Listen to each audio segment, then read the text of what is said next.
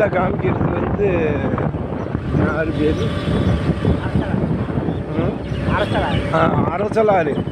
அரசலாறு ஆற்ற பாருங்கள்.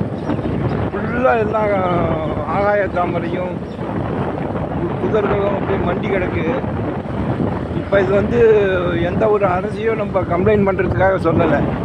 இப்படி ஆறாவது ஒரே காடாக இருக்க செடி கொடிகளோட இப்படி இருந்தால் நிலத்தடி நீர் எப்படி நமக்கு அபிவிருத்தி ஆகும்?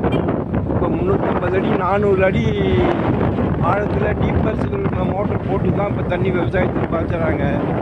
குடிநீர் பற்றாக்குறையும் வந்துடும் போல இருக்குது. நீர்நிலை பராமரிப்பு வந்து ஆறுகளை பராமரிப்பு இன்னும் கொஞ்சம் அதிகமாக ஃபால்ஸெல்லாம் கொஞ்சம் ஆறுகளெல்லாம் நல்லா சுத்தப்படுத்தணும். மணலை மட்டும் எடுக்காமல் பாக்கி ஆறுகளை அந்த காடுகளெல்லாம் அடித்தாலே எதிர்காலத்தில் நம்ம சந்ததியினரெல்லாம் குடிக்க தண்ணியை கூட கிடைக்குமாங்கிறது டவுட்டாக இருக்குது. இது யாரையும் குறைகள் சொல்லவோ அந்த கட்சி இந்த கட்சின்னு எந்த கட்சியும் குறை சொல்கிறதுக்காக போட்டது இல்லை. ஒரு நம்மளோட எல்லாருக்கும் அந்த கட்சிக்காரங்களுக்கும் இது தேவைதான். அவங்க வீட்லேயும் சாப்பிடணும் தண்ணியை, அதுக்காக செய்யணும்னு ஒரு அன்போடு கேட்டுக்கிறேன். ராமசாமி.